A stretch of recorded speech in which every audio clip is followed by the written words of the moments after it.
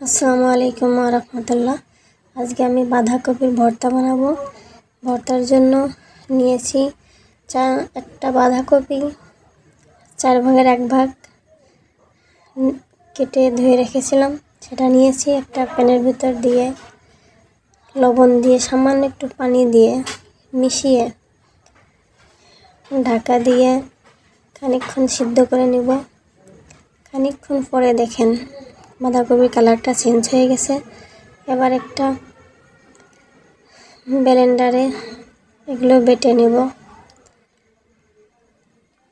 প্যানের ভিতরে সরিষার তেল দেব। তেলটা গরম হইলেই কিছুটা শুকনা মরিচ ভেজে নিব। পরে এগুলো গুঁড়ো করে ভর্তার ভিতর মেশাবো। এর ভিতর দিয়ে দেব রসুন কুচি।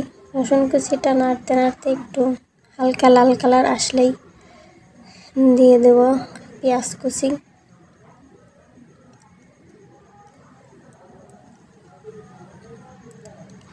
মরিচ কুচি। এগুলো ভালো করে ভেজে নিব। কালারটা একটু চেঞ্জ হওয়া পর্যন্ত ভাজার পরে দিয়ে দেব টমেটো। টমেটো দিয়ে একটু ভালো করে নাড়তে থাকবো। এরপরে দিয়ে দেব একটু পানি, লবণ, হলুদের গুঁড়া, মরিচের গুঁড়া, ধনিয়ার গুঁড়া আর কিছুটা জিরা। ভালো করে কষিয়ে নেব।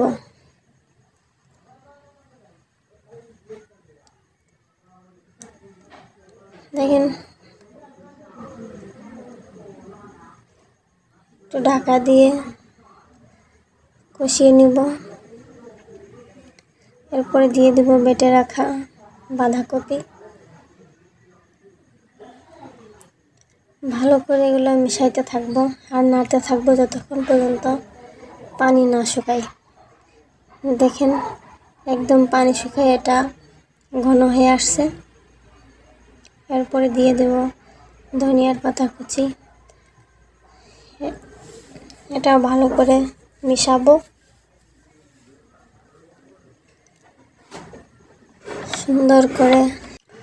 সুন্দর করে মিশাবো যতক্ষণ পর্যন্ত একটু নরম থাকে ততক্ষণ পর্যন্ত মেশাবো। তারপর শুকনো মরিচগুলো হাতের সাহায্যেই সুন্দর করে গুঁড়ো করে নেব। এরপরে প্লেটে নিয়ে নেব বাঁধাকপি ভর্তা। এরপরে শুকনো মরিচগুলো ছিটাই দেব। খানিকটা সরিষার তেল দিয়ে ভালো করে মেশাবো। আলহামদুলিল্লাহ, আমার বাঁধাকপি ভর্তা রেডি। এরপরে দিয়ে দেব খালি করে রাখা পেঁয়াজ, 2টা শুকনো মরিচ, 2টা কাঁচা মরিচ। এটা দেখতে যেমন অসাধারণ, খেতেও তেমন লোভনীয়।